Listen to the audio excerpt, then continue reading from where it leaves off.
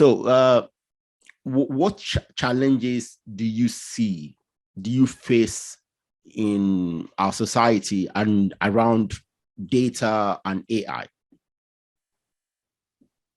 Well, there's a common problem in AI. I've written about it, I've spoken about it. Okay. And then it's just when you work in data, it's just what you do. It's data curation, data availability.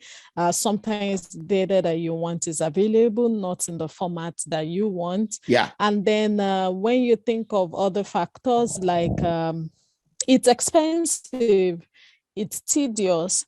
But what I usually say is that for countries, for people who you seem to see their languages covered, is they actually invest in those things. It's a knowledge investment. It's for example, my previous role, my role in Nigeria, when I was a data science Nigeria, if someone wasn't paying me to be a researcher and innovator, I couldn't have been able to do all those things. I can do them out of mere passion.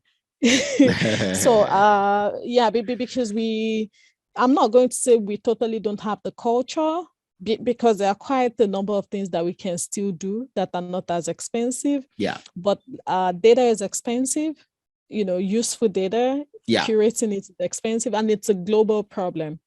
It's not like it's just us in Nigeria. Okay. It's a global problem. The difference is what each person is doing about it. For example, there are, now that the people are speaking up about ethics, representation, there's a bit of more funding, coming to Africa that come and curate your language.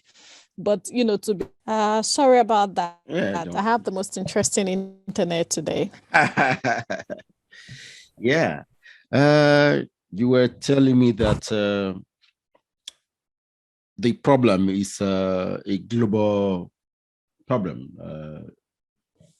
Data, yeah. Exactly.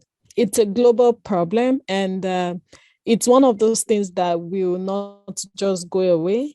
It's not one of those things you can wish away. It's easy to say that, oh, these AI tools, they don't understand us. But if other continents saying, oh, this is our data, you can simply download from here. And to work with maybe Nigerian related data, you have to curate and die there. It's just easier to, that's the truth. And one of the reasons why I teach is that many times it's just easier to share from your perspective than when you try this algorithm on this type of data. This is what you find. Someone who grew up or someone who is from another country entirely, the person doesn't was that. Of course, there must be conversations, and organizations are doing better for inclusion. But for most places that seem to be included and their data seem out there, it's a very conscious thing that I know, well, we're doing a bit, we're doing some, but we can do much more. Yeah, we can do much more. See, it's important that at least for government data, okay, across Africa, it's important that the governments need to start putting all this data in databases. Okay, for example, when you accessible ones, yes, because some of those data exist, but they're not accessible. Okay, they're not well curated. Okay, let's use my schools in Nigeria, for example. Okay, I went to school, graduated within the last 30 years. Okay, if I want to go to any of my schools in Nigeria now to get some record of my stay in that school, whoever is in charge needs to go to an archive, dust out some paper, which maybe she won't even come. She'll come back and tell me she can't find it. Okay.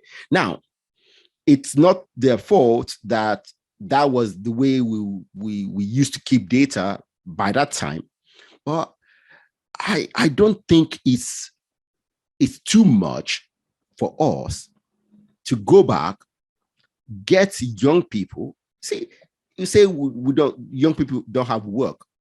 See, putting all the data in the last 40 years of our universities, of our great secondary schools into computer databases is not something that we can do.